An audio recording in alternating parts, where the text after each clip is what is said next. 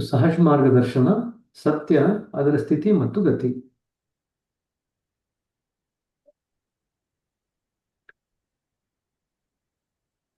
ಎರಡನೇ ತಾರೀಕು ಡಿಸೆಂಬರ್ 2025. ಜೀವ ಮತ್ತು ಬ್ರಹ್ಮ. ಜೀವವು ವ್ಯಕ್ತಿ ವೈಶಿಷ್ಟ್ಯವನ್ನು ಪಡೆದಾಗ ಅದಕ್ಕೆ ತನ್ನ ಅಸ್ತಿತ್ವದ ಅರಿವು ಆಗುತ್ತದೆ. ಅದೇ ಅಸ್ತಿತ್ವದ ಮೂಲ ಅಥವಾ ಆಧಾರವಾಗುತ್ತದೆ. ಜೀವವು ವ್ಯಕ್ತಿ ವೈಶಿಷ್ಟ್ಯವನ್ನು ಪಡೆದಾಗ ಅದಕ್ಕೆ ತನ್ನ ಅಸ್ತಿತ್ವದ ಅರಿವಾಗುತ್ತದೆ. ಅದೇ ಅಸ್ತಿತ್ವದ ಮೂಲ ಅಥವಾ ಆಧಾರವಾಗುತ್ತದೆ. ಮೂಲದಲ್ಲಿ ಜೀವವು ಬ್ರಹ್ಮವು ಸಾರೂಪ್ಯತೆಯನ್ನು ಪಡೆದಿದ್ದವು. ಜೀವ ಇಲ್ಲಿ ದೇಹ ತಗೊಂಡು ಕೆಳಗಡೆ ಬರ್ಲಿಕ್ಕೆ ಮುಂಚೆ ಬ್ರಹ್ಮನ್ ಜೊತೆ ಸಾರೂಪ್ಯತೆಯನ್ನು ಪಡೆದಿತ್ತು. ಜೀವದ ಪ್ರತ್ಯೇಕ ವ್ಯಕ್ತಿತ್ವವೇ ಇವೆರಡರಲ್ಲಿರತಕ್ಕಂಥ ವ್ಯತ್ಯಾಸವನ್ನು ತಂದಿತು. ಹಾಗಾದ್ರೆ ನಮ್ಮಲ್ಲಿರ್ತಕ್ಕಂಥ ಇಂಡಿವಿಜುವಾಲಿಟಿ ಅಂತ ಏನಿದೆ ಅದನ್ನು ನಾವು ಕಳ್ಕೊಂಡ್ಬಿಡ್ತು ಅಂತಂದ್ರೆ ನಾವು ಬ್ರಹ್ಮನ್ ಜೊತೆ ಒಂದಾಗ್ಬಿಡ್ತೀವಿ. ಈಗ ಜೀವವು ಅಹಂಕಾರ ಅಥವಾ ವ್ಯಕ್ತಿ ವೈಶಿಷ್ಟ್ಯದಿಂದ ಬದ್ಧವಾದ ರೂಪದಲ್ಲಿ ಅಸ್ತಿತ್ವಕ್ಕೆ ಬಂದಿತ್ತು. ತಾನು ಒಳಹೊಕ್ಕಿದ ಮಂಡಲವು ಅದರ ಮೇಲೆ ತನ್ನ ಪರಿಣಾಮವನ್ನು ಬೀರಲು ಆರಂಭಿಸಿತು. ವಿವಿಧ ವರ್ಣಗಳ ಒಂದರ ಮೇಲೊಂದರಂತೆ ಅದನ್ನು ಸುತ್ತುವರೆದವು. ಇದರಿಂದ ಅದಕ್ಕೆ ಹೊಸ ಬಣ್ಣ ಬಂದಿತು. ಒಂದು ರೀತಿಯಿಂದ ವೈವಿಧ್ಯವು ತಳವೂರಲು ಮೊದಲಾಗಿ ಅಹಂಕಾರವು ಕ್ರಮಕ್ರಮವಾಗಿ ಬೆಳೆದು ಹೆಚ್ಚು ಸಾಂದ್ರವೂ ದಪ್ಪವೂ ಆಗಿ ಬೆಳೆಯಲು ಆರಂಭಿಸಿತು. ಮೊದಲು ಏನಿತ್ತು? ಮೊದಲು ಜೀವ ಮತ್ತು ಬ್ರಹ್ಮ ಎರಡೂ ಒಂದಾಗಿತ್ತು. ಜೀವಕ್ಕೆ ತನ್ನದೇ ಆದಂತಹ ಪ್ರತ್ಯೇಕವಾದಂತಹ ಅಸ್ತಿತ್ವ ಇದೆ ಅಂತ ಗೊತ್ತಾದಾಗ ಏನಾಯ್ತು, ಅದರ ಸುತ್ತ ಒಂದು ಆವರಣಗಳು ರೂಪುಗೊಳ್ಳಲಿಕ್ಕೆ ಶುರುವಾದವು. ಆವರಣಗಳು ಜಾಸ್ತಿ ಆಗ್ತಿದ್ದಂಗೆನೆ ಅಹಮ್ಮು ಕೂಡ ಬೆಳೀತಾ ಆಗ್ತಾ ಹೋಯ್ತು. ಕಾಲಕ್ರಮೇಣದಲ್ಲಿ ಅದಕ್ಕೆ ಸಾಂದ್ರತೆ ಬರ್ತಾ ಹೋಯ್ತು. ಅನಿಸಿಕೆಗಳು, ಭಾವಗಳು ಮತ್ತು ಇಚ್ಛೆಗಳು ಅದರ ಸ್ಥೂಲತೆಗೆ ಸಹಾಯ ಮಾಡಲು ಪ್ರಾರಂಭಿಸಿದವು. ಹಾಗಾದ್ರೆ ಈ ಸ್ಥೂಲತೆಯನ್ನು ಯಾವುದು ತಂದುಕೊಡುತ್ತೆ ಅಂತ ಹೇಳಿದ್ರೆ, ನಮ್ಮ ಅನಿಸಿಕೆಗಳು, ನಮ್ಮ ಭಾವನೆಗಳು ಮತ್ತು ನಮ್ಮ ಇಚ್ಛೆಗಳು ಇವೆಲ್ಲವೂ ಕೂಡ ನಮಗೆ ಆ ರೀತಿಯಾದಂಥ ಸಾಂದ್ರತೆಯನ್ನ ಏರ್ಪಾಡು ಮಾಡುತ್ತೆ. ಈ ರೀತಿಯಲ್ಲಿ ಜೀವವು ಸ್ವರ್ಣ ಪಕ್ಷಿಯಂತೆ ಶರೀರವೆಂಬ ಕಬ್ಬಿಣದ ಪಂಜರದಲ್ಲಿ ಸಂಪೂರ್ಣವಾಗಿ ಸಿಕ್ಕಿಬಿದ್ದಿತು. ಜೀವ ಅನ್ನೋದು ಸ್ವರ್ಣ ಪಕ್ಷಿ ಆಯಿತು ಅಂತಂದ್ರೆ, ಶರೀರ ಅನ್ನೋದು ಕಬ್ಬಿಣದ ಒಂದು ಪಂಜರ, ಅದರಲ್ಲಿ ಜೀವ ಅನ್ನೋದು ಸಿಕ್ಕಾಕೊಂಡ್ಬಿಡ್ತು. ಅಹಂಕಾರದ ಮಂಡಲದಲ್ಲಿ ಆಲೋಚನೆಗಳ, ಭಾವಗಳ, ಸಂವೇದನೆಗಳ ಮತ್ತು ಇಚ್ಛೆಗಳ ಪ್ರತಿಕ್ರಿಯೆಗಳ ಪರಿಣಾಮದಿಂದ ಇವೆಲ್ಲ ಫಲಿಸಿತು. ಇದನ್ನು ನೋಡ್ರಿ, ಅಂಡ್ಲೈನ್ ಮಾಡ್ಕೊಳ್ರಿ. ಅಹಂಕಾರದ ಮಂಡಲದಲ್ಲಿ ಆಲೋಚನೆಗಳು, ಭಾವನೆಗಳು, ಸಂವೇದನೆಗಳು ಮತ್ತು ಇಚ್ಛೆಗಳ ಕ್ರಿಯೆ ಮತ್ತು ಪ್ರತಿಕ್ರಿಯೆಗಳ ಪರಿಣಾಮದಿಂದ ಇವೆಲ್ಲ ಫಲಿಸಿತು. ಅಂದ್ರೆ ಅಹಂಕಾರ ಯಾತಕ್ಕೆ ಜಾಸ್ತಿ ಆಗ್ತಾ ಹೋಗ್ತಾ ಇದೆ ಅಂತಂದ್ರೆ, ನಮ್ಮಲ್ಲಿ ಪ್ರತಿಯೊಂದಕ್ಕೂ ನಮ್ಮದೇ ಆದಂತ ಅನಿಸಿಕೆ, ಪ್ರತಿಯೊಂದಕ್ಕೂ ನಮ್ಮದೇ ಆದಂತ ಇಚ್ಛೆಗಳು, ಪ್ರತಿಯೊಂದಕ್ಕೂ ನಮ್ಮದೇ ಆದಂತ ಭಾವಗಳು, ಆಲೋಚನೆಗಳು ಇವೆಲ್ಲ ಬೆಳೆಸ್ಕೊಳ್ತಾ ಹೋಯ್ತು ಅಂತಂದ್ರೆ ನಾವು ಅಹಂಕಾರದ ವೃತ್ತನ ಜಾಸ್ತಿ ಮಾಡ್ಕೊಳ್ತಾ ಹೋಗ್ತೀವಿ. ಅಹಂಕಾರದ ವೃತ್ತ ಕಡಿಮೆ ಆಗ್ತಿದ್ದಂಗೆ ನಮಗೆ ಆಲೋಚನೆಗಳ ಭಾರ ಕಡಿಮೆ ಆಗುತ್ತೆ, ಭಾವನೆಗಳ ಭಾರ ಕಡಿಮೆ ಆಗುತ್ತೆ, ಇಚ್ಛೆಗಳ ಭಾರ ಕಡಿಮೆ ಆಗುತ್ತೆ. ಹಾಗಾದ್ರೆ ನಿಮಗೆ ದಿನದಿಂದ ದಿನಕ್ಕೆ ಈ ಮೂರು ಜಾಸ್ತಿ ಆಗ್ತಾ ಇದೆಯಾ ಕಡಿಮೆ ಆಗ್ತಿದೆಯಾ ಅಂತ ನೋಡ್ಕೋಬೇಕು. ಈ ಮೂರು ಕಡಿಮೆ ಆಗ್ತಿದೆ ಅಂತಂದ್ರೆ ನಿಮ್ಮ ಅಹಂಕಾರದ ವೃತ್ತ ಈಗ ತಕ್ಕ ಮಟ್ಟಿಗೆ ತಿಳಿಗೊಳ್ತಾ ಇದೆ ಅಂತ. ಇಲ್ಲದೆ ಇದ್ರೆ ಈ ಮೂರು ಜಾಸ್ತಿ ಆಗ್ತಾ ಇದ್ರೆ ಅಹಂಕಾರದ ವೃತ್ತ ಜಾಸ್ತಿ ಆಗ್ತಾ ಇದೆ. ಈಗ ಸುದೈವದಿಂದ ತನ್ನ ಮೂಲವನ್ನು ನೆನಪು ಮಾಡಿಕೊಡುವ ಒಬ್ಬ ಮಹಾತ್ಮನ ಗತಿಶೀಲ ಸಂಪರ್ಕವನ್ನು ಹೊಂದಿದಾಗ ತನ್ನ ಆವರಣಗಳನ್ನು ಒಂದೊಂದಾಗಿ ಹೊರಗೆಸೆಯಲು ಉಪಕ್ರಮಿಸುತ್ತದೆ. ಇದರಿಂದ ಅದರ ಸ್ಥೂಲತೆ ಹೆಚ್ಚುತ್ತಾ ಬಂತು. ಒಂದೇ ಮಾತಿನಲ್ಲಿ ಇದೇ ಜೀವದ ಪೂರ್ಣ ಇತಿಹಾಸವಾಗಿದೆ. ಹಾಗಾದ್ರೆ ಒಂದು ಜೀವದ ಪೂರ್ಣ ಇತಿಹಾಸ ಅಂತಂದ್ರೆ, ಮೂಲದಲ್ಲಿ ಜೀವ ಬ್ರಹ್ಮನಿಗೆ ಸಮಾನ. ಜೀವ ಮತ್ತು ಬ್ರಹ್ಮನ ಎರಡೂ ಸಾರೂಪ್ಯತೆ ಪಡೆದು ಮೂಲದಲ್ಲಿ ಇತ್ತು. ಅದು ಮೂಲ ಸ್ಥಿತಿ. ಕಾಲಕ್ರಮೇಣ ಏನಾಯ್ತು, ಈ ಜೀವ ತನ್ನ ಪ್ರತ್ಯೇಕವಾದಂಥ ಭಾವನೆಯನ್ನ ವ್ಯಕ್ತಪಡಿಸ್ತಾ ಪಡ್ತಾ ತನ್ನದೇ ಆದಂಥ ಒಂದು ವೈಶಿಷ್ಟ್ಯಪೂರ್ಣವಾದಂಥ ಒಂದು ವ್ಯಕ್ತಿತ್ವವನ್ನು ನಿರ್ಮಾಣ ಮಾಡಿಕೊಡುತ್ತೆ. ಆ ವ್ಯಕ್ತಿತ್ವದಲ್ಲಿ ಏನೆಲ್ಲ ಇದೆ? ಅಹಂಕಾರ ಇದೆ, ಅನಿಸಿಕೆಗಳಿದೆ, ಆಲೋಚನೆಗಳಿದೆ, ಇಚ್ಛೆಗಳಿದೆ, ಭಾವನೆಗಳಿದೆ. ಇವೆಲ್ಲವೂ ಕೂಡ ಏನ್ ಮಾಡುತ್ತೆ, ಅದು ಬೆಳೆದು ಬೆಳೆದು ಬೆಳೆದು ಪ್ರತಿಯೊಂದು ಜನ್ಮದಲ್ಲೂ ಕೂಡ ನಾವು ಯಾವಾಗ ಬ್ರಹ್ಮನಿಂದ ಬೇರೆ ಅಂತ ಪ್ರತ್ಯೇಕತೆಯ ಭಾವನೆಯಿಂದ ಜೀವನ ಮಾಡ್ತೀವೋ ಮತ್ತಷ್ಟು ಆಡ್ ಮಾಡಿರ್ತೀವಿ. ಮತ್ತೆ ಮುಂದಿನ ಜನ್ಮದಲ್ಲಿ ಮತ್ತಷ್ಟು ಅಹಂ ಜಾಸ್ತಿ ಆಗುತ್ತೆ. ಇದೇ ರೀತಿ ನಾವು ಜನ್ಮದಿಂದ ಜನ್ಮಕ್ಕೆ ನಾವು ಬ್ರಹ್ಮನಿಂದ ಪ್ರತ್ಯೇಕವಾದಿವಿ ಅನ್ನೋ ಭಾವನೆ ನಾವು ದೃಢಪಡಿಸ್ತಾ ಆ ಭಾವನೆಗೆ ತಕ್ಕಂಗೆ ಅನಿಸಿಕೆಗಳು, ಆಲೋಚನೆಗಳು, ಭಾವನೆಗಳು, ಇಚ್ಛೆಗಳು ವ್ಯಕ್ತ ಆಗ್ತಾ ಕಾಲಕ್ರಮೇಣದಲ್ಲಿ ಏನಾಗುತ್ತೆ, ಅವೆಲ್ಲವೂ ಕೂಡ ಸಾಂದ್ರತೆಯನ್ನು ಏರ್ಪಡಿಸುತ್ತೆ. ಆ ಸಾಂದ್ರತೆಯಿಂದ ನಮಗೆ ಸ್ಥೂಲತೆ ಬರುತ್ತೆ. ಇದು ಜೀವದ ಪರಿಪೂರ್ಣ ಇತಿಹಾಸ. ಇಷ್ಟೇ ಆಗಿರೋದು. ಅರ್ಥ ಆಯ್ತಾ? ಹಾಗಾದ್ರೆ ಯಾಕೆ ಇದು ಜಾಸ್ತಿ ಆಗಿದೆ ಅಂತಂದ್ರೆ ಪ್ರತ್ಯೇಕತೆಯ ಭಾವನೆಯಿಂದ ಜಾಸ್ತಿ ಆಗಿದೆ. ಆ ಪ್ರತ್ಯೇಕತೆಯ ಭಾವನೆ ಇಲ್ಲದೆ ಇದ್ದಿದ್ರೆ ಜೀವ ತನಗೆ ತಾನಾಗಿ ಬ್ರಹ್ಮನ ಜೊತೆ ಸರಿಸಾಗಾಟಾಗಿ ಇರ್ತಿತ್ತು. ಈಗ ಸುದೈವದಿಂದ ತನ್ನ ಮೂಲವನ್ನು ನೆನಪು ಮಾಡಿಕೊಳ್ಳುವ ಒಬ್ಬ ಮಹಾತ್ಮನ ಗತಿಶೀಲ ಸಂಪರ್ಕವನ್ನು ಹೊಂದಿದಾಗ ತನ್ನ ಆವರಣಗಳನ್ನು ಒಂದೊಂದಾಗಿ ಹೊರಗೆ ಸೇರಲು ಉಪಕ್ರಮಿಸುತ್ತದೆ. ಈಗ ಜೀವ ಏನ್ ಮಾಡುತ್ತೆ, ಯಾರೋ ಒಬ್ರು ಗುರುಗಳು ಸಿಕ್ಕಿದ್ರು, ಆ ಗುರುಗಳಂತ ಇದ್ದಾಗ ನನಗೆ ಸ್ವಲ್ಪ ಮಟ್ಟಿಗೆ ಮನಸ್ಸಿಗೆ ಸಮಾಧಾನ ಆಗುತ್ತೆ ಅಂತ ಅನಿಸ್ಲಿಕ್ಕೆ ಗೊತ್ತಾದಾಗ ಜೀವ ಏನ್ ಮಾಡುತ್ತೆ, ತನ್ನ ಸುತ್ತ ಇರತಕ್ಕಂಥ ಆವರಣಗಳೆಲ್ಲ ಒಂದೊಂದಾಗಿ ಬಿಸಾಕ್ಲಿಕ್ಕೆ ಶುರು ಮಾಡುತ್ತೆ. ಆದರೆ ಜೀವಕ್ಕೆ ಚಲನೆ ಇರುವುದರಿಂದ ಅದು ಸೃಷ್ಟಿಕರ್ತೃವಾದ ಬ್ರಹ್ಮದ ತಿಳುವಳಿಕೆಯನ್ನು ಪಡೆದಿರುತ್ತದೆ. ಸೊ ಜೀವನಕ್ಕೂ ಚಲನೆ ಇದೆ, ಬ್ರಹ್ಮನಿಗೂ ಚಲನೆ ಇದೆ. ಹೀಗೆ ಜೀವವೆಂಬ ಪದವು ಚಲನೆ ಮತ್ತು ವಿಚಾರವೆಂಬ ಅರ್ಥವನ್ನು ತನ್ನಲ್ಲಿ ಹೊಂದಿದೆ. ಅಂಡ್ಲೈನ್ ಮಾಡ್ಕೊಳ್ರಿ. ಜೀವ ಅಂತ ಹೇಳಿದ್ರೆ ಅದರಲ್ಲಿ ಇಲ್ಲಿ ಜೀವ ಅಂತಂದ್ರೆ ಆತ್ಮ ಅನ್ನೋ ಪದಕ್ಕೆ ಸರಿಸಮನಾಗಿ ಉಪಯೋಗಿಸಿದ್ದಾರೆ. ಜೀವ ಅಂತಂದ್ರೆ ದೇಹಸ್ಥ ಆತ್ಮನಿಗೆ ಜೀವ ಅಂತ ಕರಿತೀವಿ. ಜೀವಕ್ಕೂ ಆತ್ಮಕ್ಕೂ ಇರತಕ್ಕಂಥ ಸಂಬಂಧ ಅಂದ್ರೆ ದೇಹಸ್ಥ ಆತ್ಮನಿಗೆ ಜೀವ ಅಂತ ಕರಿತೀವಿ. ಹಾಗಾದ್ರೆ ಜೀವದಲ್ಲಿ ಏನಿದೆ? ಚಲನೆ ಮತ್ತು ವಿಚಾರ ಇದೆ. ಈ ಎರಡೂ ವಸ್ತುಗಳು ಜೀವದ ಅಸ್ತಿತ್ವದಲ್ಲಿ ಸಮಾನಾಂತರವಾಗಿದೆ. ಹೀಗೆ ಜೀವ ಬ್ರಹ್ಮ ಇಬ್ಬರ ಕಾರ್ಯವು ಹೆಚ್ಚು ಕಡಿಮೆ ಒಂದೇ ಆಗಿದೆ.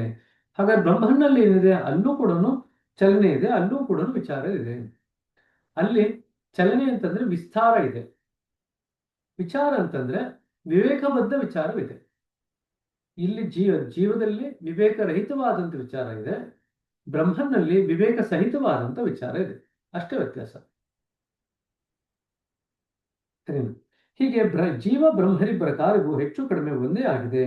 ಒಂದೇ ವ್ಯತ್ಯಾಸವೆಂದರೆ ಬ್ರಹ್ಮವು ಇಡೀ ವಿಶ್ವವನ್ನು ಆವರಿಸುತ್ತದೆ, ಜೀವವು ಅಹಂಕಾರದ ಇಕ್ಕಟ್ಟಾದ ಮಂಡಲಕ್ಕೆ ಪರಿಮಿತವಾಗಿದೆ. ಈ ಅಂಶದಲ್ಲಿ ಜೀವಕ್ಕಿರುವಂತೆ ಬ್ರಹ್ಮನಿಗೂ ತನ್ನದೇ ಬಂಧನವಿದೆ ಎಂದು ಹೇಳಬಹುದು. ವ್ಯತ್ಯಾಸವೆಂದರೆ ಬ್ರಹ್ಮಕ್ಕೆ ಇರುವುದಕ್ಕಿಂತಲೂ ಬಹುಶಃ ಜೀವದ ಬಂಧನವು ಹೆಚ್ಚು ದಪ್ಪವಾಗಿಯೂ ಸ್ಥೂಲವಾಗಿಯೂ ಇರುತ್ತದೆ. ಎರಡಕ್ಕೂ ಮಿತಿಗಳು ಉಂಟು.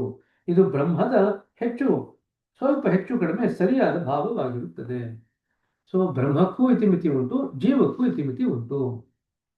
ಸರಿನಾ? ಇದರಲ್ಲಿ ಏನಾದ್ರು ಪ್ರಶ್ನೆಗಳಿದೆಯಾ?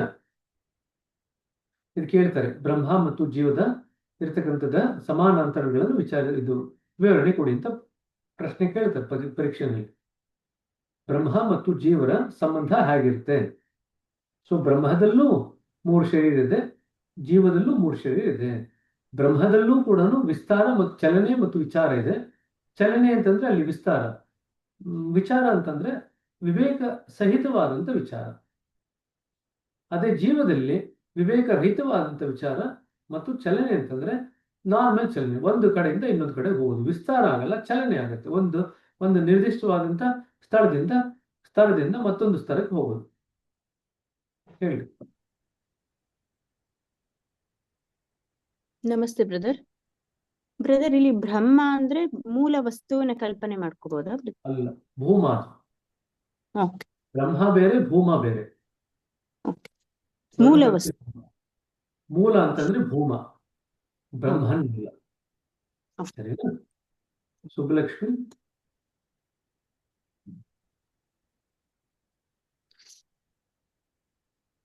ಮಾತಾಡ್ರಿ. ಸುಬ್ಬಲಕ್ಷ್ಮಿ ಅವರೇ.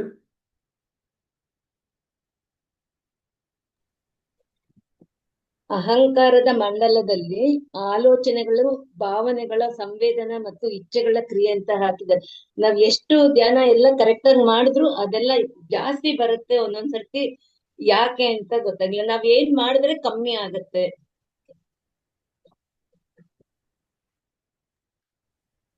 ನೀವು ಸಿಟ್ಟಿಂಗ್ ತಗೋಬೇಕಾದ್ರೆ ಮ್ಯೂಟ್ ಮಾಡ್ಕೊಳ್ರಿ. ಸಿಟ್ಟಿಂಗ್ ತಗೋಬೇಕಾದ್ರೆ ನನ್ನಲ್ಲಿ ಇರ್ತಕ್ಕಂಥ ಎಲ್ಲ ಆಲೋಚನೆಗಳು, ಭಾವಗಳು, ನನ್ನ ಹಿಂದಿನ ಅನುಭವಗಳು, ಇಚ್ಛೆಗಳು ಎಲ್ಲ ಹೋಗಲಿ ಅನ್ನೋ ಒಂದು ಭಾವನೆಯಲ್ಲಿ ನಾವು ಕೂತ್ಕೋಬೇಕಾಗತ್ತೆ. ನಾನು ಸಾಮಾನ್ಯವಾಗಿ ಸುಮಾರು ಆಳದಲ್ಲಿ ಕ್ಲೀನಿಂಗ್ ಆಗ್ಬೇಕಾದ್ರೆ ಇದೆಲ್ಲ ತಾತ್ಕಾಲಿಕವಾಗಿ ಹೆಚ್ಚಾದಂತೆ ಕಾಣುತ್ತೆ. ಆಳದಲ್ಲಿ ಕ್ಲೀನಿಂಗ್ ಆಗ್ಬೇಕಾದ್ರೆ ನಮ್ಮ ಶರೀರನ ಬಿಟ್ಟು ಹೋಗ್ಬೇಕಲ್ವಾ?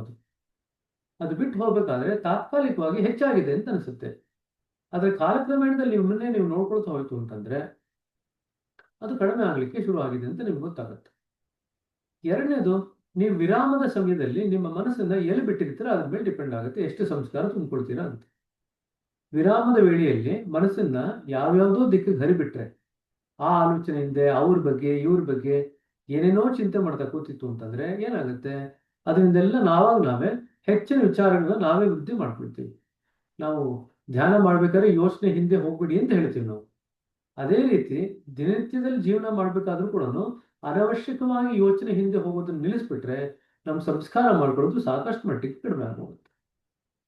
ಯೋಚನೆ ಹಿಂದೆ ಹೋದಾಗ ಅದಕ್ಕೆ ಭಾವನೆ ತುಂಬ್ತೀವಿ, ಭಾವನೆ ತುಂಬಿದ ಮೇಲೆ ಅದಕ್ಕೆ ತಕ್ಕಂಗೆ ಇಚ್ಛೆಗಳು ಬರುತ್ತೆ, ಅದನ್ನು ಪೂರ್ತಿ ಮಾಡ್ಕೊಳ್ಳಿಕ್ಕೆ ಪ್ರಯತ್ನ ಪಡ್ತೀವಿ. ಇವೆಲ್ಲವೂ ಕೂಡ ಮೂಲಭೂತವಾಗಿ ಯಾವ್ದ್ರಿಂದ ಆಗುತ್ತೆ ಅಂತಂದ್ರೆ ವಿಚಾರಗಳ ಹಿಂದೆ ಹೋದಾಗ ಇವೆಲ್ಲ ಸರಪಳಿ ಶುರುವಾಗುತ್ತೆ. ವಿಚಾರದ ಹಿಂದೆ ಹೋದ್ರಿ, ವಿಚಾರಗಳ ಸರಪಳಿ ಶುರುವಾಯಿತು, ಅದಕ್ಕೆ ಒಂದಿಷ್ಟು ಭಾವನೆ ತುಂಬಿದ್ರಿ, ಭಾವನೆ ತುಂಬಿದ ಮೇಲೆ ನಿಮಗೆ ಅದರ ಒಂದು ಇಚ್ಛೆ ಬಂತು, ಇಚ್ಛೆ ಬಂದ ಮೇಲೆ ಅದಕ್ಕೆ ತಕ್ಕಂಗೆ ಇಚ್ಛೆ ಬಂತು, ಇಚ್ಛೆ ಬಂದ್ಮೇಲೆ ಅದನ್ನ ಪೂರ್ತಿಗೊಳಿಸ್ಕೋಬೇಕು ಅಂತ ಕಾರ್ಯಗತರಾಗ್ತದೆ. ಇಷ್ಟು 4 ನೋಡಿ ಸ್ಟೆಪ್ ಬೈ ಸ್ಟೆಪ್ ಆಗ್ತಾ ಹೋಗುತ್ತೆ. ಧ್ಯಾನದಲ್ಲಿ ಹಾಗೆ ವಿಚಾರಗಳ ಹಿಂದೆ ಹೋಗ್ಬೇಡಿ ಅಂತ ಹೇಳ್ತೀವೋ, ಧ್ಯಾನದ ಹೊರಗಡೆ ಕೂಡ ವಿಚಾರಗಳ ಹಿಂದೆ ಹೋಗ್ಲಿಲ್ಲ ಅಂತಂದ್ರೆ ನಿಮಗೆ ಸಾಕಷ್ಟು ಮಟ್ಟಿಗೆ ಸಂಸ್ಕಾರಗಳು ಆಗೋದು ಕಡಿಮೆ ಆಗುತ್ತೆ. ಅರ್ಥ ಆಗ್ತಿದೆ? ಇಷ್ಟನ್ನು ನಾವು ಇಟ್ಕೊಳ್ರಿ. ಥ್ಯಾಂಕ್ ಯು ಬ್ರದರ್, ತುಂಬಾ ಹೆಲ್ಪ್ ಆಯ್ತು. ಮಹಂತೇಶ್. ಬ್ರದರ್ ನಮಸ್ತೆ. ಇದು ನಮ್ ಭೌತಿಕ ಶರೀರಕ್ಕೆ ಹೆಂಗ 3 ಶರೀರ ಇರ್ತಾವಲ್ಲ, ಅದೇ ತರ ಇದಕ್ಕೆ ಬ್ರಹ್ಮನಿಗೂ 3 ಶರೀರ ಇರುತ್ತೆ ಅಂತ ಹೇಳಿದ್ರಲ್ಲ ಬ್ರದರ್, ಸ್ವಲ್ಪ ವಿಸ್ತರಿಸಿ. ಬ್ರಹ್ಮನಿಗೂ 3 ಶರೀರ ಇರುತ್ತೆ. ಒಬ್ಬ ವ್ಯಕ್ತಿಗೆ ಜೀವಕ್ಕೆ 3 ಶರೀರ ಇರುತ್ತೆ: ಸ್ಥೂಲ ಶರೀರ, ಸೂಕ್ಷ್ಮ ಶರೀರ, ಕಾರಣ ಶರೀರ. ಬ್ರಹ್ಮನಿಗೂ ಸಹ 3 ಶರೀರ ಇರುತ್ತೆ: ಸ್ಥೂಲ ಶರೀರ, ಸೂಕ್ಷ್ಮ ಶರೀರ, ಕಾರಣ ಶರೀರ. ಈ 3 ಶರೀರಗಳಿಗೆ ಜೀವದ ಸ್ತರದಲ್ಲಿ ಬೇರೆ ಬೇರೆ ಹೆಸರುಗಳು ಉಂಟು, ಬ್ರಹ್ಮನ ಸ್ತರದಲ್ಲಿ ಬೇರೆ ಬೇರೆ ಹೆಸರುಗಳು ಉಂಟು. ಬಟ್ ಈ ಹಂತದಲ್ಲಿ ಈ 3 ತಿಳ್ಕೊಂಡ್ರೆ ಸಾಕು. 3 ಜೀವಕ್ಕೂ 3 ಶರೀರ ಇದೆ, ಬ್ರಹ್ಮನಿಗೂ 3 ಶರೀರ ಇದೆ. ಸರಿ ಸರ್, ಅಷ್ಟು ತಿಳ್ಕೊಂಡ್ರೆ ಸಾಕು. ಸರಿ, ಓಕೆ. ಸರಿ ಬ್ರದರ್, ಸರಿ, ಓಕೆ, ಥ್ಯಾಂಕ್ ಯು. ಓಕೆ, ಸರಿನಾ? ಬ್ರಹ್ಮನ 3 ಶರೀರದ ಹೆಸರು.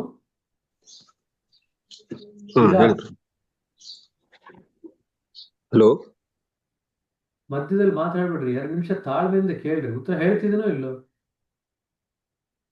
ಬ್ರಹ್ಮನ 3 ಶರೀರದ ಹೆಸರು: ಸ್ಥೂಲ ಶರೀರಕ್ಕೆ ವಿರಾಟ್ ಅಂತ ಕರಿತೀವಿ, ಸೂಕ್ಷ್ಮ ಶರೀರಕ್ಕೆ ಅಂತರ್ಯಾಮಿ ಅಥವಾ ಅವ್ಯಾಕೃತ ಅಥವಾ ಸೂತ್ರಾತ್ಮ ಅಂತ ಕರಿತೀವಿ. ಈ 3 ಹೆಸರುಗಳು ಉಂಟು. ಬ್ರಹ್ಮನ ಕಾರಣ ಶರೀರಕ್ಕೆ ಹಿರಣ್ಯಗರ್ಭ ಅಂತಾನೂ ಕರಿತೀವಿ. ಸೊ ಬ್ರಹ್ಮನ ಸ್ಥೂಲ ಶರೀರಕ್ಕೆ ನಾವು ವಿರಾಟ್ ಅಂತ ಕರಿತೀವಿ. ಅದಕ್ಕೆ ವಿರಾಟ್ ದೇಶ ಅನ್ನೋ ಪದ ಬಂದಿತ್ತು ನಾವು ಓದ್ಬೇಕಾದ್ರೆ. ವಿರಾಟ್ ದೇಶ ಅಂದ್ರೆ ಬ್ರಹ್ಮನ ಸ್ಥೂಲ ರೂಪ ಇರ್ತಕ್ಕಂಥ ದೇಶ, ಅದು ವಿರಾಟ್ ದೇಶ. ಆಯ್ತಾ? ಮಹಾಭಾರತದಲ್ಲಿ ವಿರಾಟ ಯುದ್ಧ ಅಂತ ಬರುತ್ತೆ. ಆ ವಿರಾಟಕ್ಕೂ ಈ ವಿರಾಟಕ್ಕೂ ಸಂಬಂಧ ಇಲ್ಲ.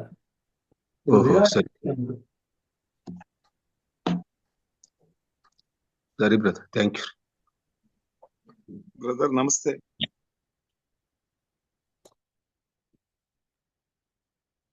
ಮಹಂತೇಶ್ ಮ್ಯೂಟ್ ಮಾಡ್ಕೊಳ್ರಿ, ಮಾತಾಡೋದು ನಿಮಗೆ.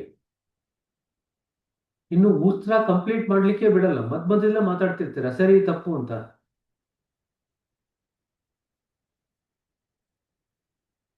ಸೊ ಬ್ರಹ್ಮನ ವಿರಾಟ್ ದೇಶಕ್ಕೂ ಇಲ್ಲಿ ವಿರಾಟ ಯುದ್ಧ ಅಂತ ನೀವೇನು ಮಹಾಭಾರತದಲ್ಲಿ ಕೇಳ್ತೀವಿ, ಎರಡಕ್ಕೂ ಸಂಬಂಧ ಇಲ್ಲ, ಎರಡು ಬೇರೆ ಬೇರೆ. ವಿರಾಟ ಅಂತ ಒಂದು ಪ್ರಾಂತ ಇತ್ತು ಮಹಾಭಾರತದ ಕಾಲದಲ್ಲಿ, ಅದರ ಯುದ್ಧ ಆಯಿತು ಅಂತ ಬರೀತಾರೆ. ಇಲ್ಲಿ ವಿರಾಟ ದೇಶ ಅಂತಂದ್ರೆ ಬ್ರಹ್ಮನ ಸ್ಥೂಲ ಶರೀರಕ್ಕೆ ನಾವು ವಿರಾಟ ದೇಶ ಅಂತ ಕರಿತೀವಿ. ಅದಾದ್ಮೇಲೆ ಬ್ರಹ್ಮನ ಸೂಕ್ಷ್ಮ ಶರೀರ ಬರುತ್ತೆ. ಸೂಕ್ಷ್ಮ ಶರೀರದಲ್ಲಿ ಅಂತರ್ಯಾಮಿ, ಅವ್ಯಾಕೃತ ಅಂದ್ರೆ ಒಂದು ವಸ್ತು ವ್ಯಕ್ತ ಆಗ್ಲಿಕ್ಕೆ ಮುಂಚೆ ಅದು ಅವ್ಯಾಕೃತದಲ್ಲಿ ಇರುತ್ತೆ. ಅವ್ಯಾಕೃತ ಅಂತಂದ್ರೆ ಇನ್ನು ವ್ಯಕ್ತ ಆಗಿಲ್ಲ ಅಂತಂತ, ಅಥವಾ ಅವ್ಯಕ್ತ. 4 ಹೆಸರಿದೆ: ಸೂತ್ರಾತ್ಮ, ಅವ್ಯಾಕೃತ, ಅವ್ಯಕ್ತ ಮತ್ತೆ ಅಂತರ್ಯಾಮಿ. ಈ 4 ಹೆಸರುಗಳು ಕೂಡ ಬ್ರಹ್ಮನ ಸೂಕ್ಷ್ಮ ಶರೀರಕ್ಕೆ ಹೇಳ್ತೀವಿ. ಅದಾದ್ಮೇಲೆ ಬ್ರಹ್ಮನ ಕಾರಣ ಶರೀರ ಬರುತ್ತೆ. ಸೊ ಬ್ರಹ್ಮನ್ನ ಸೂಕ್ಷ್ಮ ಶರೀರದಲ್ಲಿ ಮೊದಲು ಪ್ರಕಟ ಆಗಿ ಅಲ್ಲಿಂದ ಬ್ರಹ್ಮನ್ನ ಸ್ಥೂಲ ಶರೀರದಲ್ಲಿ ಪ್ರಕಟ ಆಗುತ್ತೆ. ಇದು ಆಗ್ತಕ್ಕಂಥದ್ದು. ಹಾಗೆ ನಮ್ಮಲ್ಲಿ ಯಾವುದೇ ಒಂದು ಪಿಂಡ ಪ್ರದೇಶದಲ್ಲಿ ಏನೇ ಜಗತ್ತಿನಲ್ಲಿ ಆಗ್ಬೇಕಾದ್ರೂ ಕೂಡ ನಮ್ಮ ಸೂಕ್ಷ್ಮ ಶರೀರದಲ್ಲಿ ಮೊದಲು ಪ್ರಕಟ ಆಗುತ್ತೆ. ಅದಾದ್ಮೇಲೆ ಅದು ನಮ್ಮ ಸ್ಥೂಲ ಶರೀರದಲ್ಲಿ ಪ್ರಕಟವಾಗುತ್ತೆ, ಕಾರ್ಯವಾಗುತ್ತೆ. ಅದೇ ರೀತಿ ಅದೇ ತತ್ವನೇ ಬ್ರಹ್ಮನಿಗೂ ಅಪ್ಲೈ ಆಗುತ್ತೆ. ಬ್ರಹ್ಮನಲ್ಲೂ ಕೂಡ ಮೊದಲು ಅವ್ಯಾಕೃತ ಅಥವಾ ಅವ್ಯಕ್ತ ಅನ್ನೋ ಸ್ತರದಲ್ಲಿ ಮೊದಲು ಅದು ವ್ಯಕ್ತ ಆಗುತ್ತೆ. ಬಟ್ ಅದು ಸಂಪೂರ್ಣ ವ್ಯಕ್ತತೆ ಬ್ರಹ್ಮಣ್ಣ ವಿರಾಟ್ ದೇಶದಲ್ಲಿ ತದನಂತರ ಆಗುತ್ತೆ. ಅರ್ಥ ಆಯ್ತಾ? ಈ ತತ್ವ ಅಂತ ತಿಳ್ಕೊಂಡ್ರೆ ಅದರಿಂದ ಸಾಕಷ್ಟು ಲಾಭಗಳು ಉಂಟು, ಮುಂದಕ್ಕೆ ಹೋಗ್ತಾ ಹೋಗ್ತದೆ. ಸರಿನಾ? ಇಷ್ಟು ಸಾಕೋದಕ್ಕೆ ಬ್ರಹ್ಮನ್ ಇದು ವ್ಯಕ್ತಿತ್ವ ಇದೆಯಲ್ಲ, ಅಂದ್ರೆ ಜೀವದ ಸ್ಥೂಲ ರೂಪಕ್ಕೆ ವಿಶ್ವ ಅಂತ ಕರಿತೀವಿ. ಜೀವದ ಸ್ಥೂಲ ರೂಪಕ್ಕೆ ವಿಶ್ವ ಅಂತ ಕರಿತೀವಿ. ಜೀವದ ಸೂಕ್ಷ್ಮ ರೂಪ ಅಥವಾ ಸೂಕ್ಷ್ಮ ಶರೀರಕ್ಕೆ ನಾವು ಪ್ರಜ್ಞೆ ಅಂತ ಕರಿತೀವಿ, ಪ್ರಾಜ್ಞ ಅಂತ ಕರಿತೀವಿ.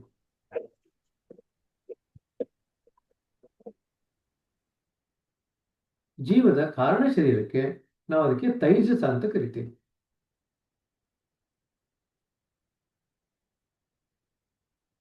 ಸೊ ವಿಶ್ವ, ಪ್ರಾಜ್ಞ ಮತ್ತು ತೈಜಸ, ಈ ಮೂರು, ಇದು ಜೀವದ ಮೂರು ಶರೀರಕ್ಕೆ ನಾವು ಕರೀತಕ್ಕಂಥದ್ದು. ಸರಿನಾ? ಅದಕ್ಕೇನೆ ಪ್ರಜ್ಞೆಯಿಂದ ಜೀವನ ಮಾಡಬೇಕು ಅಂತ ಹೇಳ್ತೇವೆ. ಅಂದ್ರೆ ಸೂಕ್ಷ್ಮ ಶರೀರದಲ್ಲಿ ಇದ್ಕೊಂಡು ಅದ್ರ ಪ್ರಕಾರ ಜೀವನ ಮಾಡಬೇಕು ಅಂತ. ಸರಿ, ಯಾರು ತಮ್ಮ ಸ್ಥೂಲ ಶರೀರ ಮತ್ತು ಸೂಕ್ಷ್ಮ ಶರೀರನ ತಿಳಿಗೊಳಿಸ್ಕೊಂಡಿರ್ತಾರೋ ಅವ್ರಿಗೆ ಆಂತರ್ಯದಲ್ಲಿ ಇರ್ತಕ್ಕಂಥ ತೈಜಸ ಏನಿದೆ, ಕಾರಣ ಶರೀರ, ಅದು ಮುಖಮಂಡಲದಲ್ಲಿ ತೇಜಸ್ಸಿನಂತೆ ಹೊಳೆಯುತ್ತೆ. ತೈಜಸ ತೇಜಸ್ಸು ಎರಡು ಜೊತೆಯಾಗಿ ಹೋಗುತ್ತೆ. ಸೊ ಯಾರಿಗದು ಹೊಳೆಯುತ್ತೆ? ಆ ತೈಜಸದಲ್ಲಿ ಅಂದ್ರೆ ಕಾರಣ ಶರೀರದಲ್ಲಿ ಆ ಒಂದು ತೇಜಸ್ ಇರುತ್ತೆ. ಸಾಮಾನ್ಯವಾಗಿ ಆ ತೇಜಸ್ಸು ಪ್ರಕಟ ಆಗ್ಲಿಕ್ಕೆ ಈ ಸೂಕ್ಷ್ಮ ಶರೀರ ಮತ್ತು ಸ್ಥೂಲ ಶರೀರದಲ್ಲಿ ಏನೇನೆಲ್ಲ ನಾವು ತುಂಬಿಕೊಂಡಿರ್ತೀವಿ ಅದು ಅಡ್ಡಿಪಡಿಸುತ್ತೆ. ಆ ತೈಜಸ ಅನ್ನೋದನ್ನ ನಾವು ಇದೆರಡು ಅಡ್ಡಿ ಏರ್ಪಡಿಸ್ತಾ ಇದೆ ಸ್ಥೂಲ ಶರೀರ ಮತ್ತು ಸೂಕ್ಷ್ಮ ಶರೀರದಲ್ಲಿ. ಅದ್ರಲ್ಲಿ ಇರ್ತಕ್ಕಂಥದ್ದೆಲ್ಲ ನಾವು ಕ್ಲೀನ್ ಮಾಡಿಸ್ಕೊಂಡ್ಬಿಟ್ರೆ ನಮ್ಮ ಒಳಗಡೆ ಇರ್ತಕ್ಕಂಥ ತೇಜಸ್ ಏನಿದೆ ಅದು ಹೊರಗಡೆ ಪ್ರಕಟ ಆಗ್ಲಿಕ್ಕೆ ಶುರು ಆಗುತ್ತೆ. ಈಗ ಜ್ಞಾಪಕ ಇದೆಯಾ ನಿಮ್ಗೆ? ದೊಡ್ಡ ದೊಡ್ಡ ಋಷಿಮುನಿಗಳನ್ನೆಲ್ಲ ತೋರಿಸಿದ್ರೆ ಹಿಂದ್ಗಡೆ ಒಂದು ಗ್ಲೋ ಬರೀತಾರೆ, ನೋಡಿದಿರಾ? ಆ ಹಿಂದ್ಗಡೆ ಗ್ಲೋ ಬರೆಯೋದರ ಅರ್ಥ ಅಷ್ಟೇನೆ. ಆ ತೈಜಸ ಅನ್ನೋದೇನಿದೆ, ಆ ತೈಜಸದ ಒಂದು ಭಾವ ಅಥವಾ ಒಂದು ವ್ಯಕ್ತತೆ ಜಾಸ್ತಿ ಇದೆ ಅವರಲ್ಲಿ. ಅರ್ಥ ಆಯ್ತಾ? ಸರಿ, ಸಾಕು. ಧನ್ಯವಾದ. ದೇವಪ್ಪ,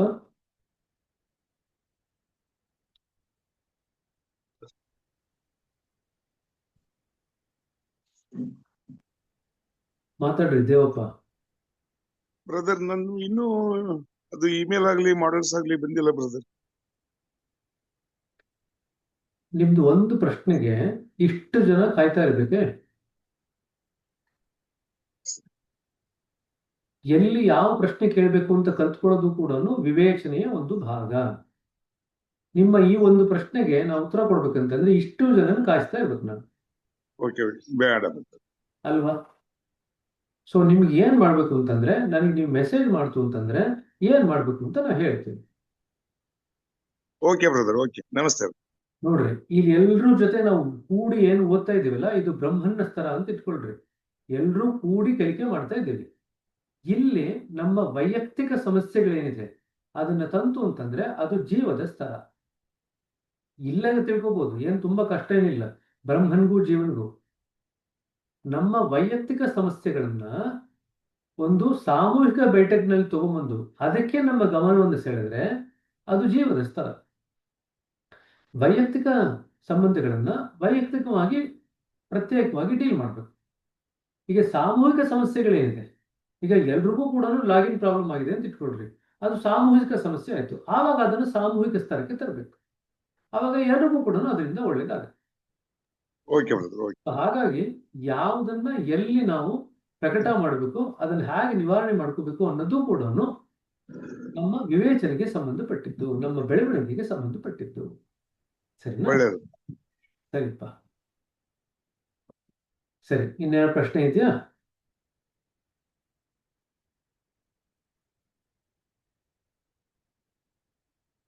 ಸರಿ, ಮುಂದುವರಿಯೋಣ ತೆಗೆರೆ.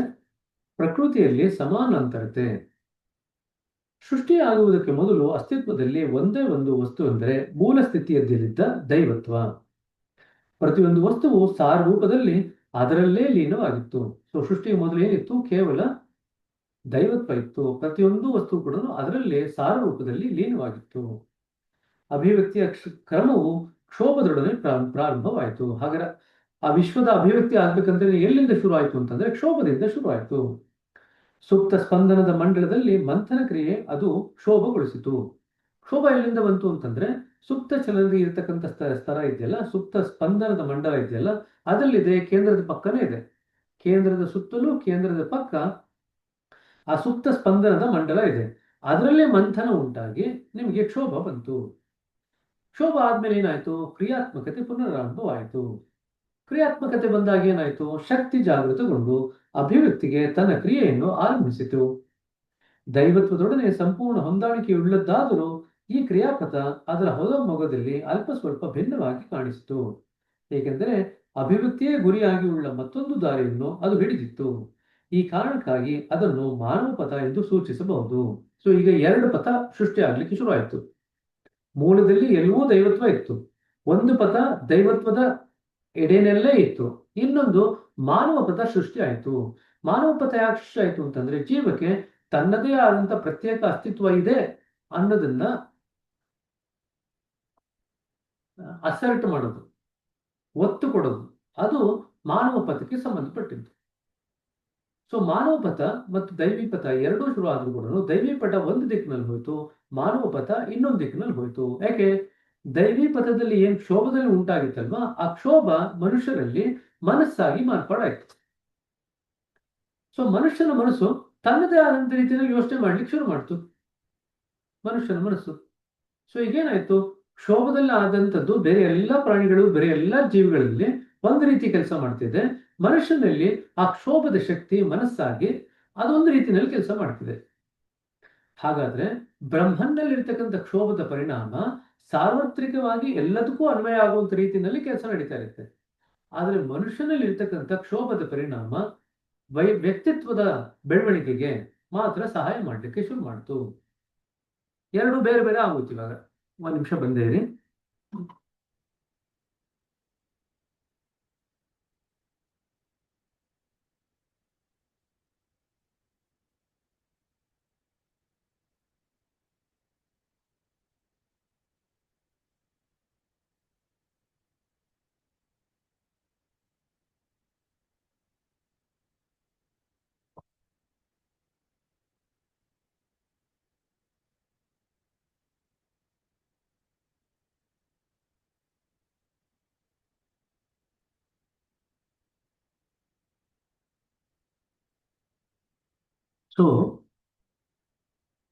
ಸೊ ಬ್ರಹ್ಮಪಥ ಒಂದಾಯ್ತು, ದೈವಿ ಪಥ ಒಂದಾಯ್ತು, ಕೆಳಗಡೆ ಈ ಕಡೆ ಮನುಷ್ಯ ಪಥ ಒಂದಾಯ್ತು.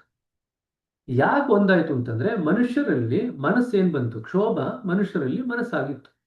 ಆ ಕ್ಷೋಭ ಏನ್ ಮಾಡ್ತು? ಮನುಷ್ಯರಲ್ಲಿ ತನ್ನ ವ್ಯಕ್ತಿತ್ವ ರೂಪಣೆ ಮಾಡ್ಕೊಳ್ಳಿಕ್ಕೆ ಆ ಮನಸ್ಸಿನ ಶಕ್ತಿನ ಉಪಯೋಗಿಸ್ಕೊಳ್ಳಿಕ್ಕೆ ಶುರು ಮಾಡಿದ ಮನುಷ್ಯ.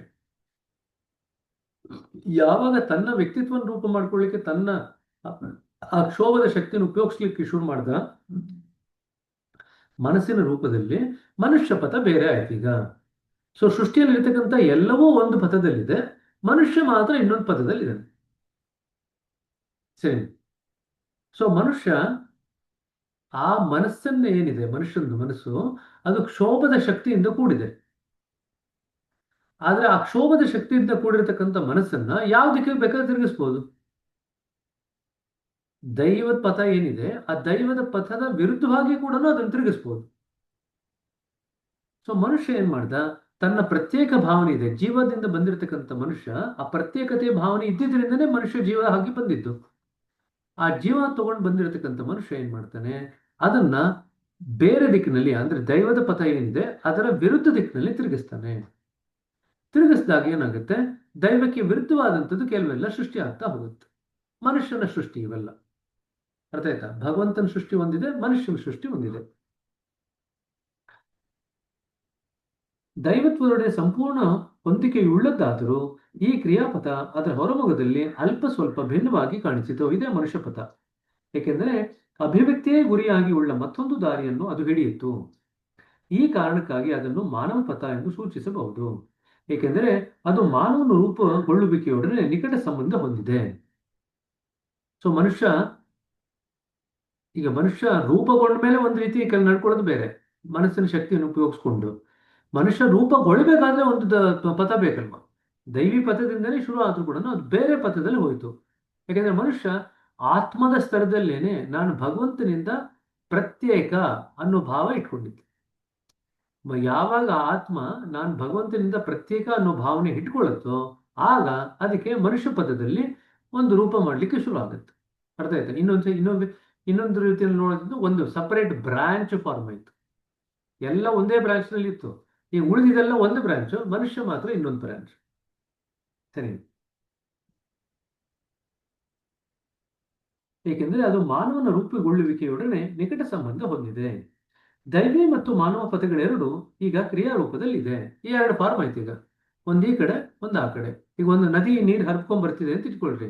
ಮಧ್ಯದಲ್ಲಿ ಏನೋ ಅಡ್ಡ ಆಯ್ತು, ಅರ್ಧ ನೀರು ಈ ಕಡೆ ಹೋಯ್ತು, ಅರ್ಧ ನೀರು ಈ ಕಡೆ ಹೋಯ್ತು. ಆ ರೀತಿ ಮೂಲದಲ್ಲಿ ಎರಡು ಒಂದೇ ನದಿ ನೀರು. ಅದ್ರ ಮುಂದಕ್ಕೆ ಬರ್ತಿದ್ದಂಗೆನೆ ಏನೋ ಅಡ್ಡ ಬಂದಿ ಅಂತ ಹೇಳಿ ಎರಡು ಕಡೆ ಹೋಯ್ತು. ಎರಡೂ ಒಂದಕ್ಕೊಂದು ಸಮಾನಾಂತರವಾಗಿ ಒಂದರ ಪಕ್ಕದಲ್ಲಿ ಒಂದು ಓಡುತ್ತಿವೆ. ಸೊ ಈಗ ನದಿ ಬ್ರಾಂಚ್ ತಗೊಳ್ರಿ, ಮಧ್ಯದಲ್ಲಿ ಏನೋ ಅಡ್ಡ ಬಂತು. ಸೊ ಇದು ನೀರು ಈ ಕಡೆ ಹೋಯ್ತು, ಅರ್ಧ ಈ ಕಡೆ ಹೋಯ್ತು, ಅರ್ಧ ಈ ಕಡೆ ಹೋಯ್ತು. ಎರಡು ಪಕ್ಕದಲ್ಲೇ ಓಡ್ತಾ ಇದೆ, ಜೊತೆಯಾಗಿ ಓಡ್ತಾ ಇದೆ. ಸರಿ. ಸಮಾನಾಂತರವಾಗಿ ಒಂದರ ಪಕ್ಕದಲ್ಲಿ ಒಂದು ಓಡುತ್ತಿವೆ. ಮೂಲದಲ್ಲಿ ಸೃಷ್ಟಿಯ ಮುಖ್ಯ ಉದ್ದೇಶವಾದುದರಿಂದ ಮಾನವೀಯ ಪಥವು ಪ್ರಾಮುಖ್ಯತೆಯನ್ನು ಹೊಂದಲಾರಂಭಿಸಿತು. ಮೂಲ ಸ್ಥಿತಿಯಲ್ಲಿ ಅತಿ ಸೂಕ್ಷ್ಮವಾಗಿದ್ದರೂ ಮನುಷ್ಯನನ್ನು ಒಳಗೊಂಡ ಪ್ರತಿಯೊಂದು ವಸ್ತುವು ಘನಾಕೃತಿಯನ್ನು ಪಡೆಯಲು ಮೊದಲಿಟ್ಟಿತು. ಎಲ್ಲವೂ ಮೂಲದಲ್ಲಿ ಎಲ್ಲ ಸೂಕ್ಷ್ಮ ಸ್ತರದಲ್ಲಿತ್ತು. ಈಗೇನಾಗುತ್ತೆ, ಎಲ್ಲವೂ ಕೂಡ ಘನ ರೂಪದಲ್ಲಿ ವ್ಯಕ್ತ ಆಗ್ಲಿಕ್ಕೆ ಶುರು ಆಯಿತು. ಬೇರೆ ಮಾತುಗಳಲ್ಲಿ ಹೇಳೋದಾದರೆ ಮಾನವ ಪಥವು ಇಡೀ ರಚನೆಯ ಮೂಲವಾಯಿತು ಎನ್ನಬಹುದು. ಯಾಕಂದ್ರೆ ಮನುಷ್ಯನ ಆರ್ಭಟ ಅಷ್ಟಿದೆ. ಭಗವಂತನ ಎಲ್ಲ ಸೃಷ್ಟಿನಲ್ಲಿ ಮನುಷ್ಯನ ಸೃಷ್ಟಿ ಏನಿದೆಯಲ್ಲ, ಭಗವಂತನಿಗೆ ಹೋಲಿಕೆ ಆಗಿರತಕ್ಕಂಥ ರೀತಿಯಲ್ಲಿ ಸೃಷ್ಟಿ ಮಾಡಿದನು ಭಗವಂತ. ಹಾಗಾಗಿ ಎಲ್ಲ ಸೃಷ್ಟಿಗೆ ಹೋಲಿಸಿದ್ರೆ ಮನುಷ್ಯ ಪಥ ಏನಿದೆ ಅದು ಪ್ರಮುಖವಾಗಿ ಕಾಣಲಿಕ್ಕೆ ಶುರು ಆಯಿತು. ಎಷ್ಟು ಮಟ್ಟಿಗೆ ಕಾಣ್ಲಿಕ್ಕೆ ಶುರು ಆಯಿತು ಅಂತಂದ್ರೆ ದೈವಿ ಪಥ ಕಾಣದೇ ಇಲ್ಲ ಇವಾಗ. ಅಷ್ಟು ಮಟ್ಟಿಗೆ ಕಾಣ್ಲಿಕ್ಕೆ ಶುರು ಆಯಿತು. ಮನುಷ್ಯಂದೇ ಆರ್ಭಟ ಭೂಮಿ ಮೇಲೆ. ಭೂಮಿ ಮನುಷ್ಯನ ಸುಮ್ಮನೆ ಇರ್ಲಿಕ್ಕೆ ಬಿಟ್ಟಿದೆ. ಅರ್ಥಕ್ವೇಕ್ ಆಗ್ತಾ ಇಲ್ಲ ಅಲ್ವಾ? ಭೂಮಿ ತನ್ನ ಕಕ್ಷೆಯಿಂದ ಕೆಳಸಿ ಬೀಳ್ತಾ ಇಲ್ಲ. ಭೂಮಿ ಸುತ್ತದ್ ನಿಲ್ತಾ ಇಲ್ಲ. ಸೂರ್ಯ ಸುತ್ತೋದು ನಿಲ್ತಾ ಇಲ್ಲ. ಚಂದ್ರ ಭೂಮಿ ಸುತ್ತದು ನಿಲ್ತಾ ಇಲ್ಲ. ಇದು ಯಾವುದು ಮನುಷ್ಯ ಮಾಡಲ್ಲ. ಎಲ್ಲ ತಾನಾಗಿ ಏನೋ ಆಗ್ತಾ ಇದೆ. ಮನುಷ್ಯ ಅಲ್ಲೊಂದು ಇಲ್ಲೊಂದು ಕಡ್ಡಿ ಅಲ್ಲಾಡಿಸ್ಬಿಟ್ಟು ನಾನೇ ಮಾಡಿದ್ದೆ ಎಲ್ಲ ಅಂತ ಗಲಾಟೆ ಮಾಡ್ತೇವೆ. ಅರ್ಥ ಆಗ್ತಿದೆ? ಇದು ನಾವು ಮಾಡ್ತಿರ್ತಕ್ಕಂಥದ್ದು. ಪ್ರತಿಯೊಂದು ವಸ್ತುವು ಘನಾಕೃತಿಯನ್ನು ಪಡೆಯಲು ಮೊದಲಿಟ್ಟು ಬೇರೆ ಮಾತುಗಳಲ್ಲಿ ಹೇಳುವುದಾದರೆ ಮಾನವೀಯ ಪಥವು ಇಡೀ ಸೃಷ್ಟಿ ರಚನೆಯ ಮೂಲವಾಯಿತು ಎನ್ನಬಹುದು. ಆದರೆ ಅದರ ಕ್ರಿಯೆ ಸಮಾನಾಂತರದಲ್ಲಿರುವ ದೈವಿ ಪಥದ ಗುಪ್ತ ಕ್ರಿಯೆಗಳಿಗೆ ಅಧೀನವಾಯಿತು. ಆದರೆ ಹಿಂದ್ಗಡೆಯಿಂದ ಏನು ದೈವಿ ಪಥದಲ್ಲಿ ಬರ್ತಾ ಇದೆಯಲ್ಲ ಕ್ರಿಯೆಗಳು, ಆ ಸುಪ್ತ ಚಲನದಿಂದ ಅದಿನ್ನೂ ಹಾಗೇ ಇದೆ. ಅಕ್ಷೋಭದಿಂದ ಏನ್ ಚಲನೆಗಳು ಬರ್ತಾ ಇದೆ ಅದು ಎರಡು ಕಡೆನೂ ಹರಿತಾ ಇದೆ. ಈ ಕಡೆ ದೈವಿ ಪಥದಲ್ಲೂ ಅದು ಹರಿತಾ ಇದೆ, ಈ ಕಡೆ ಮನುಷ್ಯ ಪಥಕ್ಕೂ ಕೂಡ ಅದು ತನ್ನ ಪರಿಣಾಮವನ್ನು ಬೀರ್ತಾ ಇದೆ. ಆದುದರಿಂದ ಶಕ್ತಿಯ ಕ್ರಮಬದ್ಧ ಕೆಲಸವು ಆಕಾರಗಳನ್ನು ರೂಪಗಳನ್ನು ಹೊರತರುತ್ತಾ ಬಂದಿತು. ದೈವತ್ವದೊಡನೆ ಹೊಂದಿಕೊಂಡು ಸಾಗದಿದ್ದರೆ ನಿಜಕ್ಕೂ ಮಾನವತೆ ಎಂದಿಗೂ ಅಷ್ಟು ಚೆನ್ನಾಗಿ ಕೆಲಸ ಮಾಡಲಾಗುತ್ತಿರಲಿಲ್ಲ. ಸೊ ಮನುಷ್ಯನಿಗೆ ಎರಡು ದಾರಿ ಉಂಟು. ಈಗ ದೈವತ್ವದಿಂದ ಏನ್ ಬರ್ತಾ ಇದೆ ಚಲನೆಗಳು, ಅದ್ರ ಪ್ರಕಾರ ಮುಂದುವರ್ಕೊಂಡು ಹೋಗ್ಬೋದು. ಅದನ್ನ ಸ್ವಿಮ್ಮಿಂಗ್ ವಿತ್ ಟೈಡ್ ಅಂತ ಹೇಳ್ತೀವಿ. ಈಗ ನದಿಯ ಹರಿವು ಯಾವ ಕಡೆ ಇದೆಯೋ ಅದೇ ದಿಕ್ಕಿನಲ್ಲೇ ನಾವು ಈಜ್ಕೊಂಡು ಹೋಯ್ತು ಅಂತಂದ್ರೆ ಸುಲಭ ಈಜೋದು. ಅದೇ ಕೆಲವೊಂದ್ಸತಿ ಮನುಷ್ಯ ಏನ್ ಮಾಡ್ತಾನೆ, ಅದಕ್ಕೆ ವಿರುದ್ಧ ದಿಕ್ಕಿನಲ್ಲಿ ಹೋಗ್ತಾನೆ. ನದಿ ಹೋಗ್ತಕ್ಕಂಥ ದಿಕ್ಕಿದೆಯಲ್ಲ ಅದ್ರ ವಿರುದ್ಧ ದಿಕ್ಕಿಗೆ ಹೋಗ್ತಾನೆ. ಆವಾಗ ಸಂಸ್ಕಾರಗಳಾಗತ್ತೆ. ಸಂಕ್ಷೇಪದಲ್ಲಿ ಹೇಳುವುದಾದರೆ ಮಾನವತೆ ದೈವತ್ವದೊಡನೆ ಹೊಂದಿಕೊಂಡು ಸಮಾನಾಂತರವಾಗಿರಲು ತೊಡಗಿತು. ಇದು ಮೊದಲು ಯಾವಾಗ ಸತ್ಯಯುಗ ಪ್ರಾರಂಭವಾದಾಗ ಈ ರೀತಿ ಇತ್ತು. ಮನುಷ್ಯ ಪದ ಮತ್ತು ದೈವಿ ಪದ ಎರಡೂ ಕೂಡ ಸಮಾನಾಂತರವಾಗಿ ಒಂದಕ್ಕೊಂದು ಹೊಂದ್ಕೊಂಡು ಹೋಗ್ಲಿಕ್ಕೆ ಯಾವಾಗಲೂ ಪ್ರಯತ್ನ ಪಡ್ತಿತ್ತು. ಆದ್ರೆ ನಮ್ಮ ಈ ಕಲಿಯುಗದಲ್ಲಿ ಹಂಗಿಲ್ಲ. ನಾವು ಭೂಮಿ ಹಾಳು ಮಾಡಿದ್ ಸಾಲದು ಅಂತ ಚಂದ್ರನನ್ನು ಹೋಗಿ ಹಾಳು ಮಾಡ್ತಾ ಇದ್ದೀವಿ. ಅರ್ಥ ಆಯ್ತಾ? ನೆಕ್ಸ್ಟ್ ಮರ್ಕ್ಯೂರಿಯನ್ನು ಹಾಳು ಮಾಡ್ಬೇಕಂತ ಇದೀವಿ, ಪ್ಲಾನ್ ಹಾಕಿದೀವಿ. ಅರ್ಥ ಆಯ್ತಾ? ಇದೆಲ್ಲ ಮನುಷ್ಯ ಇವಾಗ ಮಾಡ್ತಿರೋದು ಕಲಿಯುಗದಲ್ಲಿ. ನೋಡಿ, ಇಷ್ಟು ಯುಗದಲ್ಲಿ ಯಾರು ಹೋಗಿ ಚಂದ್ರನ್ನ ಯಾರು ಹಾಳು ಮಾಡ್ಲಿಕ್ಕೆ ಹೊರಟಿರ್ಲಿಲ್ಲ. ಹೌದಾ ಇಲ್ಲ? ಭೂಮಿಯಿಂದನೇ ಚಂದ್ರದ ಏನ್ ಪರಿಣಾಮ ಇದೆ ಅದನ್ನು ಉಪಯೋಗಿಸ್ಕೊಂಡು ಜೀವನ ಮಾಡ್ಲಿಕ್ಕೆ ಪ್ರಯತ್ನ ಪಡೋರು. ಚಂದ್ರನ ಪರಿಣಾಮ ಏನು? ಶೀತಲ ಪರಿಣಾಮ. ಅದಕ್ಕೆ ಟೆರೆಸ್ ಮೇಲೆ ಹುಣ್ಣಿಮೆ ದಿವಸ ಚೆನ್ನಾಗಿ ಊಟ ಗೀಟ ಮಾಡಿಕೊಂಡು ಆ ಚಂದ್ರನ ಬೆಳಕಿನಲ್ಲಿ ತಂಪಾದ ಬೆಳಕನ್ನ ಸ್ವೀಕಾರ ಮಾಡ್ತಾ ಎಲ್ಲರೂ ಅದನ್ನು ಎಂಜಾಯ್ಮೆಂಟ್ ಮಾಡೋರು. ಈಗ ಏನ್ ಮಾಡಿದ್ದಾರೆ? ಈಗ ಚಂದ್ರದಿಂದ ಏನ್ ಬರ್ತಾ ಇದೆ ಶೀತಲ, ಅದನ್ನ ಹಾಳು ಮಾಡ್ಲಿಕ್ಕೆ ಹೊರಟಿದ್ದಾರೆ. ಕೃತಕ ಸೂರ್ಯನನ್ನು ಸೃಷ್ಟಿ ಮಾಡ್ಲಿಕ್ಕೆ ಹೊರಟಿದ್ದಾರೆ ಮನುಷ್ಯರು. ಅದಕ್ಕೆ ಬಾಬೂಜಿಯವರು ಹೇಳ್ತಾರೆ, ಈಗಿನ ಕಾಲದಲ್ಲಿ ಏನು ಮನುಷ್ಯನ ನೆಟ್ಟಿಗೆ ದಾರಿಗೆ ತರಬೇಕು ಅಂತಂದ್ರೆ ಕಾಲಚಕ್ರನೇ ಉಪಯೋಗಿಸ್ಬೇಕು. ಸುದರ್ಶನ ಚಕ್ರದಿಂದ ಕೆಲಸ ಆಗಲ್ಲ ಅಂತ ಬರೀತಾರೆ. ಮಹಾಕಾಲ ಚಕ್ರ ಉಪಯೋಗಿಸ್ಕೊಂಡೇ ಮನುಷ್ಯನ ನೆಟ್ಟ ದಾರಿಗೆ ತರಬೇಕು. ತುಂಬಾ ಸೊಟ್ಟ ದಾರಿಗೆ ಹೊರಟೋಗಿದ್ದಾನೆ, ನೆಟ್ಟಿಗೆ ದಾರಿಗೆ ತರಬೇಕು ಅಂತ ಬಾಬೂಜಿಯವರು ಕೆಲಸ ಮಾಡ್ತಾ ಇದ್ದಾರೆ. ಸರಿ. ಬಟ್ ಆದ್ರೆ ಈ ಮನುಷ್ಯ ಪಥಕ್ಕೆ ಏನು ಶಕ್ತಿ ಬರ್ತಾ ಇದೆಯಾ, ಅದೆಲ್ಲಿಂದ ಬರ್ತಾ ಇದೆ ಅಂತಂದ್ರೆ ಕ್ಷೋಭದಿಂದನೇ ಬರ್ತಿದೆ, ಮೂಲದಿಂದನೇ ಬರ್ತದೆ. ಆದ್ರೆ ಅದನ್ನ ನಾವು ಎಡವಟ್ಟಿನ ರೀತಿಯಲ್ಲಿ ಉಪಯೋಗಿಸ್ಕೊಳ್ತಾ ಇದ್ದೀವಿ. ಅಷ್ಟೇ ಆಗ್ತಿರ್ತಕ್ಕಂಥ ಕೆಲಸ. ಸರಿ. ಈಗ ಧ್ಯಾನ ಮಾಡ್ತಾ ಮಾಡ್ತಾ ನಿಮ್ಗೆ ಏನಾಗತ್ತೆ ಅಂತಂದ್ರೆ, ಧ್ಯಾನ ಮಾಡ್ತಾ ಮಾಡ್ತಾ ನಿಮಗೆ ದೈವಿ ಪಥದ ಅರಿವಾಗತ್ತೆ. ದೈವಿ ಪಥದ ಅರಿವು ಆಗ್ತಾ ಆಗ್ತಾ ಮನುಷ್ಯ ಪಥ ಆ ದೈವಿ ಪಥಕ್ಕೆ ಅಧೀನವಾಗಿ ಕೆಲಸ ಮಾಡ್ಲಿಕ್ಕೆ ಶುರು ಆಗುತ್ತೆ. ಯಾವಾಗ ಮನುಷ್ಯ ಪಥ ದೈವಿ ಪಥಕ್ಕೆ ಅಧೀನವಾಗಿ ಕೆಲಸ ಮಾಡ್ಲಿಕ್ಕೆ ಶುರು ಮಾಡುತ್ತೋ ಅದರ ಒಂದು ಕೆಲಸದ ಒಂದು ಇತಿಮಿತಿ ಇರಲ್ಲ, ಅದರ ಸಾಮರ್ಥ್ಯ ಸಾಕಷ್ಟು ಏರ್ಬಿಡುತ್ತೆ. ಇದನ್ನೇ ದಾಜಿಯವರು ಎಗ್ರೆಗಾರ್ ಅಂತ ಕರೆಯೋದು. ಎಗ್ರೆಗಾರ್ ಅಂತಂದ್ರೆ ಮನುಷ್ಯರಲ್ಲಿ ಒಂದಿಷ್ಟು ಜನ ದೈವಿ ಪಥಕ್ಕೆ ಅಧೀನವಾದಂಥ ರೀತಿಯಲ್ಲಿ ಜೀವನ ಮಾಡ್ಲಿಕ್ಕೆ ಶುರು ಮಾಡ್ತು ಅಂತಂದ್ರೆ ಅದು ಇಡೀ ಮನುಷ್ಯ ಕುಲದ ಭವಿಷ್ಯವನ್ನೇ ಬದಲಾವಣೆ ಮಾಡಿಬಿಡುತ್ತೆ. ಇದು ಮಾಡ್ತಕ್ಕಂಥದ್ದು. ಸರಿನಾ? ಇಲ್ಲಿ ನಿಲ್ಸೋಣ, 8:30 ಆಯ್ತು.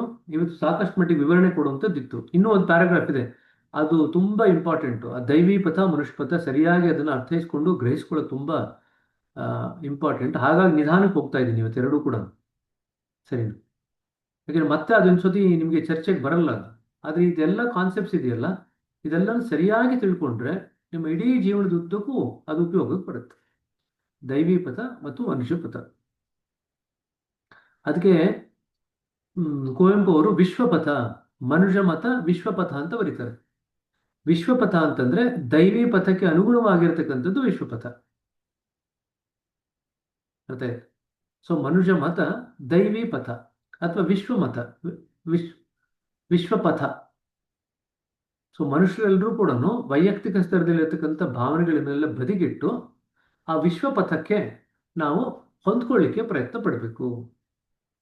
ಸೊ ನಾವು ಯಾವಾಗಲೂ ಕೂಡ ಕೇವಲ ವೈಯಕ್ತಿಕ ಸ್ತರದಿಂದ ಮಾತ್ರ ಆಲೋಚನೆ ಮಾಡೋದಲ್ದಿರ ಸಾರ್ವತ್ರಿಕ ಸ್ತರವಾಗಿ ಆಲೋಚನೆ ಮಾಡಲಿಕ್ಕೆ ಪ್ರಯತ್ನ ಪಡಬೇಕು. ಸಾರ್ವತ್ರಿಕ ಸ್ತರದಲ್ಲಿ ಜೀವನ ಮಾಡಲಿಕ್ಕೆ ಪ್ರಯತ್ನ ಪಡ್ತು ಅಂತಂದ್ರೆ ಸಾಕಷ್ಟು ಮಟ್ಟಿಗೆ ನಿಮಗೆ ಅದರಿಂದ ಉಪಯೋಗ ಆಗುತ್ತೆ. ಸರಿನಾ? ಸರಿ, ಇಲ್ಲಿ ನಿಲ್ಲಿಸೋಣ. ನೀವು ಪ್ರಶ್ನೆಗಳಿದ್ರೆ ಕೇಳ್ರಿ, 1-2 ಪ್ರಶ್ನೆ ತಗೊಳ್ಬಹುದು.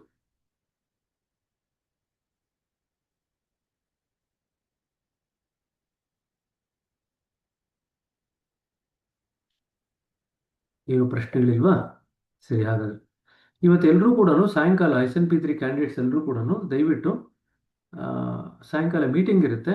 ಈ ವರ್ಲ್ಡ್ ಮೆಡಿಟೇಷನ್ ಡೇ ಇದೆಯಲ್ಲ, ಅದ್ರ ಬಗ್ಗೆ ಯಾವುದೋ ಒಂದು ಅನೌನ್ಸ್ಮೆಂಟ್ ಮಾಡಲಿದ್ದಾರೆ. ಸೊ ಎಲ್ಲರೂ ಕೂಡ ಕನ್ನಡದವರು ಕೂಡ ಅದು ನಿಮಗೆ ಇವತ್ತು ಕ್ಲಾಸ್ ಇರಲ್ಲ, ಆದರೆ ಇವತ್ತು 8 ಗಂಟೆ ಮೀಟಿಂಗ್ ಜಾಯಿನ್ ಆಗ್ರಿ.